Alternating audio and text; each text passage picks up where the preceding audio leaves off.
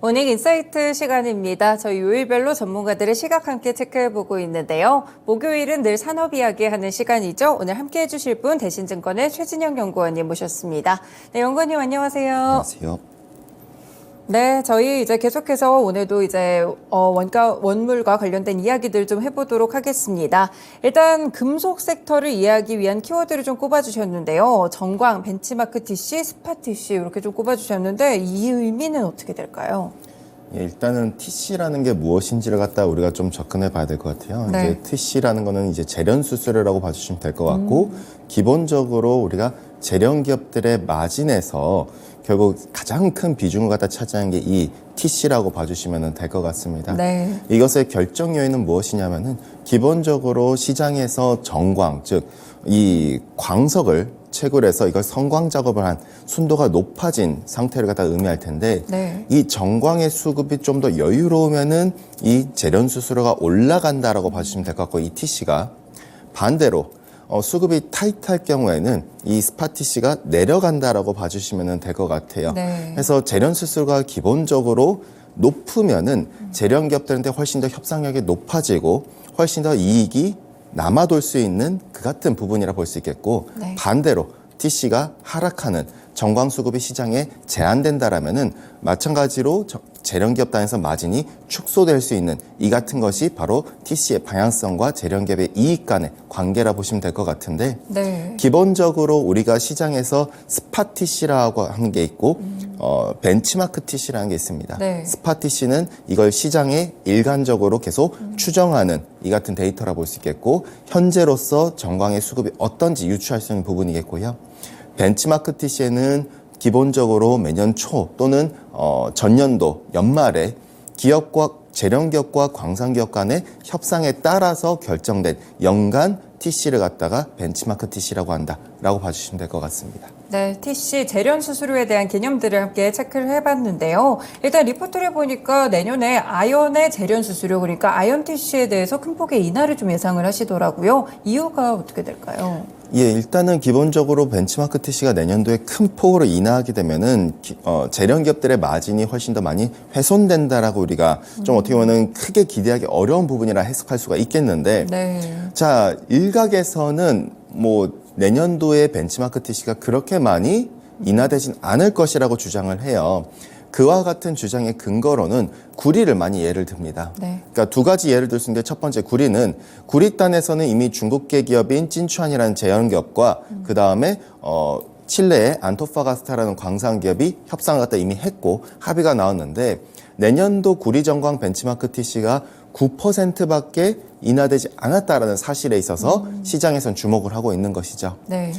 중국계 조동 캐파가 내년도에 많이 신규 캐파 올라오긴 하지만은 어쨌든 내년도에 있어서 정광의 공급이 여전히 여유롭지 않겠는가. 그래서 크게 우리 아연 역시도 인하폭 자체가 크지 않을 것이라는 주장들이 나오고 있습니다. 특히나 그와 같은 근거에 있어서는 이 ILZSG에서 전망한 데이터 역시도 이 같은 주장에 기반하다라 볼 수 있는데요. 네. ILZSG 같은 경우에는 올해를 넘어서 내년도에는 정광의 공급 전망치가 최소 못해도 3.4% 이상가량 더 증가할 것이다 라고 전망을 했기 때문에, 그 말즉슨 정광의 TC 자체가 더 어떻게 보면은 올라갈 수 있던가 또는 인하폭이 그렇게 크지 않을 것이라는 주장에 일각의 주장이 힘을 실어주는 부분이라 볼 수 있겠죠. 네. 그럼에도 불구하고 제가 볼 때는 내년도에 있어서 TC가 인하폭이 클 것이다 라고 접근하는 이유는 ILZSG에서 예상치 못한 부분이 비용단인 거예요. 즉 광산 기업들의 마진은 점점 쪼그라들고 있기 때문에 네. 생산량이 감산할 수 있는 그 가능성이 열리고 있다는 거죠. 즉 글로벌 최대 아연 광산단의 생산자는 중국입니다. 글로벌 공급의 43%를 차지하고, 이 중국계 광산 기업들은 이미 현물 가격이 자기들의 마진을 갖다 훼손하기 시작함에 따라서 기본적인 마진 자체가 축소돼 버렸거든요. 톤당 2,000위안대까지 계속 축소되고 있습니다. 이러다 보니 점점 일부 광산들이 감산에 돌입했다고 볼 수가 있겠고, 실제로 중국의 광산 공급 증가율 자체도 마이너스대로 돌아섰다고 볼 수 있겠고요. 뿐만 아니라 중국 이외 지역들도 문제인 게, 네. 중국 같은 경우에 캐시 코스트, 즉 생산 비용이 비교적 저렴한데도 불구하고 사실 비교적 높은 애들인 중국 이외 지역 같은 경우에는 더 많은 손실이 발생하고 있거든요. 네. 기본적으로 비용단에서 가장 취약한 애들, 즉 공급 측면에서는 이 90분위에 위치한 생산비용단에서 그 광산들은 이미 손실이 발생해서 니르스타라든가 볼리덴이라든가 이 같은 광산들이 이미 올해부터 점점 폐업에 들어갔고, 니르스타는 11월 30일 이후로 이미 폐업이 시작됐다라 봐주시면 될 것 같은데, 네. 이 같은 부분을 감안하면은 정관단의 공급은 좀 어떻게 보면은 시장에서 예상한 것보다 더 어떻게 보면 낮을 수 있지 않겠는가라고 봐주시면 될 것 같고, 이 같은 근거가 어떻게 보면은 재련 수수료단에서, 즉 TC단에서 인하폭이 클 수밖에 없다라는, 특히나 유럽계 재련기업들도 작년과 다르게 다시 가동이 정상화됐기 때문에 시장에 있을 정광의 수급은 훨씬 더 타이트해질 수 있다라고 본다면은, 가격은 내년도에 하단이 견고하겠지만 네. 실제로 재련기업들이 얻어가는 이익인 이 TC단에서는 인하폭이 클 수밖에 없다라고 봐주시면 될 것 같고요. 네, 그렇습니다.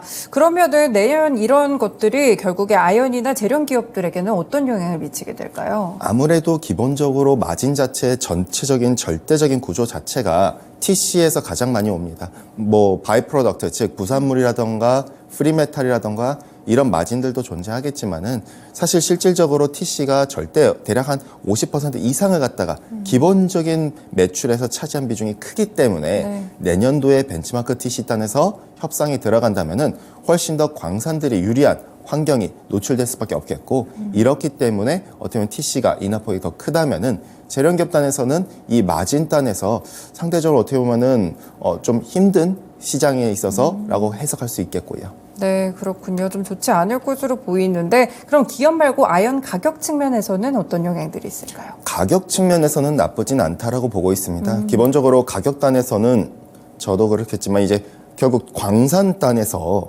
정광의 수급 자체가 타이트해진다는 걸, 그러니까 올라가는 건 맞아요. 그러나 예상보다 덜 올라간다 본다면은 가격단에서는 나쁘지 않고 가격단에서는 나쁘지 않거든요. 결국 이 같은 부분, 공급이 예상보다 올라가는 속도가 폭이 낮다라면은 가격은 오히려 하반 경직성이 강화된다라 볼 수 있겠고요. 네. 그렇기 때문에 내년도에 있어서 아연 같은 경우에는 실질적으로 빠지더라도 그 인하폭, 이제 하락폭은 그렇게 크지 않을 것이라는 게 이 같은 광산들의 90분위에 위치하는 광산들의 폐업이라고 봐주시면 될 것 같고요. 네, 그렇군요.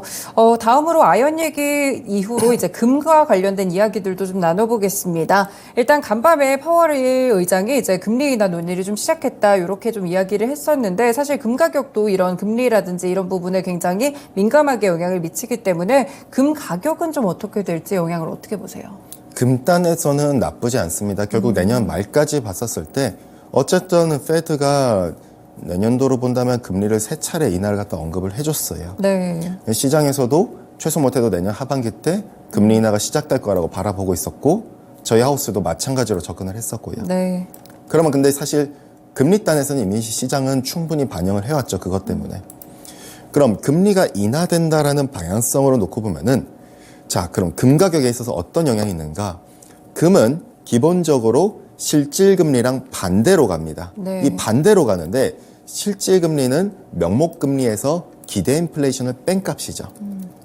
그럼 실질금리가 내년도에 정책금리 인하 방향을 감안하면은 점점 실질금리는 내려가는 방향일 테고, 그럼 금 가격은 우상향하는 방향일 테고, 네. 내년 하반기 때는 상단이 더 열리게 되겠죠.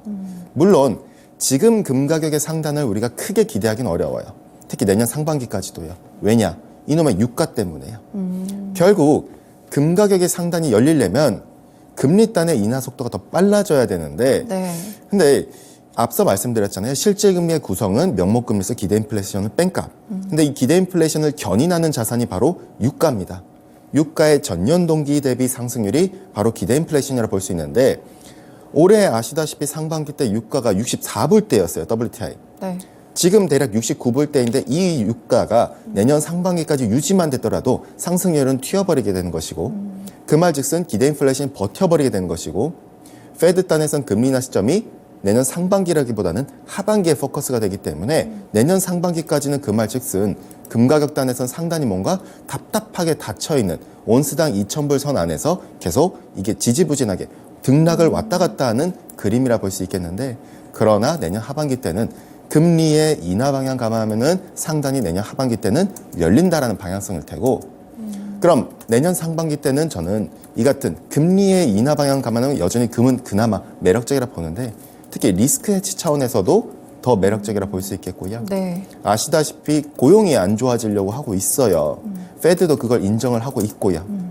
근데 이 고용단에서는 실업률이 앞으로 올라가게 되면은 사실 주식 시장보다는 금한테 저는 오히려 더 매력적인 시장이라 봅니다.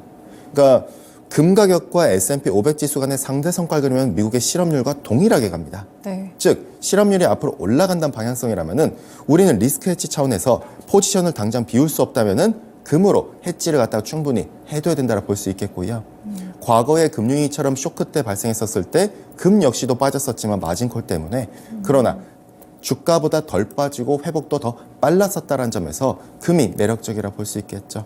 지금 언론 보도상 소프트 랜딩 언급 빈도가 역대급으로 올라가고 있는데 네. 늘 이때마다 하드 랜딩이 발생했다라는 걸 갖다가 블룸버그가 계속 지적을 하고 있고 설사 금리 인하가 나온다 하더라도 침체 가능성이 농후할 수 있다라고 뉴욕 지방연은도 자기들의 모델을 통해서 얘기를 해주고 있는데 경기 침체가 올지 말지라기보다는 차라리 우리가 해치할 수 있는 수단이 더 필요한데 그 수단을 원자재 안에서는 금이 가장 매력적일 수 있지 않겠는가 정도로 우리가 해석할 수 있겠고요.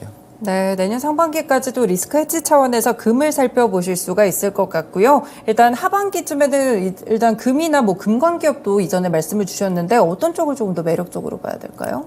내년 상반기까지는 금이 가장 매력적입니다. 네. 근데 내년 하반기 때는 금광기업이 훨씬 더 매력적이라 볼 수 있겠고요. 뭐 중국에 상장되는 또는 미국에 상장되는 이런 금광기업이나 금광 관련 금광기업 ETF도 있을 텐데 네. 결국 비용단이죠. 결국 앞서 말씀드린 대로 이 비용단에서 봤었을 때는 연료비가 가장 중요합니다. 지금 금광기업의 이제 마진은 금 가격에서 캐펙스 투자 비용까지 감안한 AISC라 해서 올인 서브 코스트라는 이 값으로 차를 갖다 볼 수 있는데 마진이 지금은 어떻게 보면 내년 상반기까지도 딱히 좋기는 어려워요. 왜? 비용에서 변동비가 가장 높은 게 연료비고 네. 결국 유가를 바라봐야 되는데 유가의 YY 그로스로 보면 내년 상반기 때는 체감하는 비용에 대한 부담이 여전히 존재하죠. 그러나 내년 하반기 때는 역기저 효과 유가 상승률이 둔화된다면은 즉 유가가 회복되더라도 상승률이 점점 둔화되는 것이기 때문에 마진단에서 내년 하반기 때 비용이 체감하는 부분이 완화되는 것이기 때문에 가격의 상단은 열리고 비용단의 부담은 체감하는 게 낮아진다면 오히려 우리는 내년 하반기 때 금광기업이 굉장히 매력적이지 않겠는가라고 볼 수가 있겠고요. 네, 알겠습니다. 저희 아연과 금에 대한 이야기 함께 나눠봤는데요. 그러면 내년에 좀 관심 가져볼 만한 섹터들, 일단 뭐 앞서서 금도 얘기를 해주셨지만 어떤 섹터를 좀 보면 좋은지 이유와 함께 알려주세요.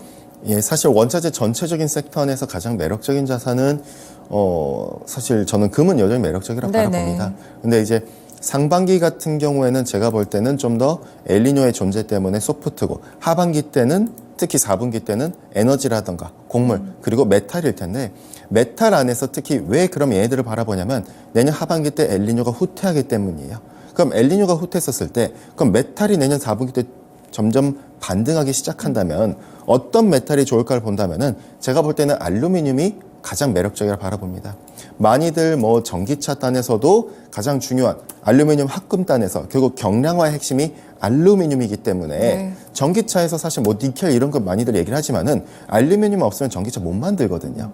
결국 이 알루미늄이 중요할 텐데 이 알루미늄은 기본적으로 전력을 갖다 많이 먹는 금속입니다. 네. 모든 금속이 전력을 먹어서 생산하지만은 유독 톤당 13,500kWh의 높은 전력 소비량을 차지하는데 그렇기 때문에 전력 가격과 같이 가고 전력 가격인 전력원인 석탄인 연료탄과 그리고 천연가스 가격과도 같이 간다라 볼 수 있는데 근데 이 석탄과 천연가스는 아시다시피 해수면 온도와 반대로 갑니다.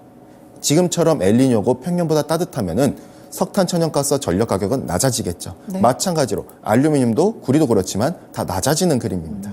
그러나 내년 하반기 때 지금 전망대로라면은 엘니뇨가 후퇴 전망이 나오고 있고 특히 내년 4분기 때는 지난 2020년 하반기부터 2022년 상반기까지 있었던 라니냐의 제도래가 나타나려 하고 있기 때문에 이는 북반구 지역의 남방수요를 올리는 강추위를 몰고 오게 되고 남방수의 최대는 결국 전력이고 전력의 최대는 결국 석탄과 천연가스고 이것이 알루미늄과 결부되기 때문에 유독 알루미늄이 여타 메탈들도 같이 가는 건 맞지만 알루미늄의 성과가 상대적으로 더 강할 수 있는 게 내년 특히나 하반기인데 4분기가 그 매력적인 포인트지 않겠는가. 이 메탈 안에서는 알루미늄에 우리가 포커스해보자라고 봐주시면 될 것 같고요.